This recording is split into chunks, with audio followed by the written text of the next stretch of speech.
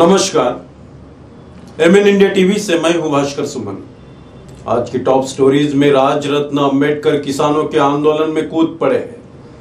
वे Sindhu border पर स्थित किसानों के आंदोलन में शामिल हो गए। उन्होंने सबसे पहले शहीद भगत सिंह के परिवार वालों से मुलाकात की और फिर वे किसानों के आंदोलन से जुड़ गए। राज रत्न अंबेडकर ने किसानों को संबोधित करते हुए कहा कि मोदी सरकार ने पारित किए तीनों कृषि बिल किसानों को पूरी तरह से बर्बाद करने का षड्यंत्र है, लेकिन हम हटेंगे नहीं। जब तक मोदी सरकार ये तीनों कृषि बिल वापस नहीं लेती, तब तक हम चैन से बैठने वाले नहीं हैं। हमारा आंदोलन ये चलता ही रहेगा। पंजाबी तो नहीं आती है, हिंदी में गल करांगा। सबसे पहले तो मैं आप लोगों को, आपके जज्बे को सलाम करता हूं।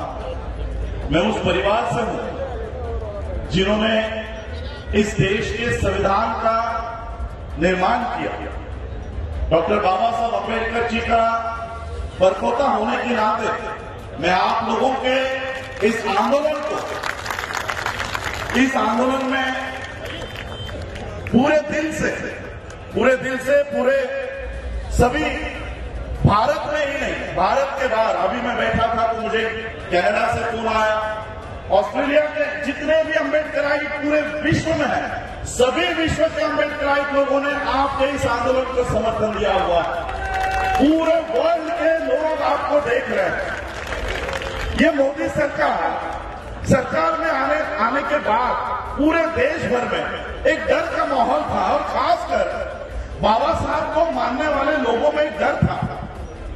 ये मोदी संविधान को हटाने की कोशिश कर रहा है, लोकतंत्र को हटाने की कोशिश कर रहा है।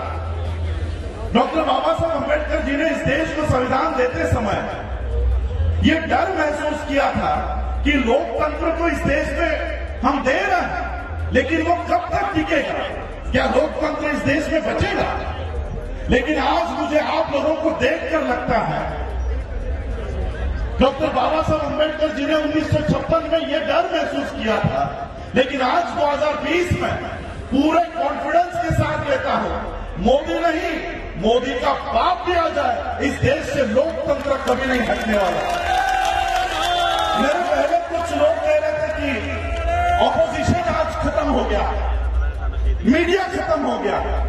जिस दिन ऑपोजिशन नहीं होता, उस दिन ये देश के लोग ऑपोजिशन का काम करते हैं। और आज ये संसद के लोग में ये देश के सभी लोग, सिर्फ किसान ही नहीं, इस देश का सिर्फ किसान ही नहीं, इस देश का मजदूर हो, विद्यार्थी हो, इस देश की महिला हो, सभी लोग आज इस कानून का विरोध कर रहे हैं। मैं बंबई से चल आया हूं, महाराष्ट्र में भी इसी तरह का काम, इसी तरह का दृश्य महाराष्ट्र में भी शुरू हो चुका है, हरियाणा में चल रहा है, पंजाब में चल रहा है।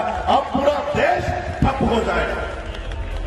जब तक इस कानून को वापस नहीं लेते, जब तक इस कानून को पूरी तरह से बर्खास्त नहीं करते, तब तक हम अभी अपने इस स्थल से हटने वाले नहीं हैं।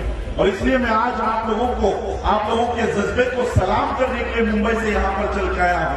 और मुझे आज तहे दिल से खुशी हो रही है कि मेरा संविधान, बाबा साहब का संविधान इस देश से कभी नहीं हट सकता। जब तक वो आपके हाथों में है, तब तक वो कभी नहीं हट सकता।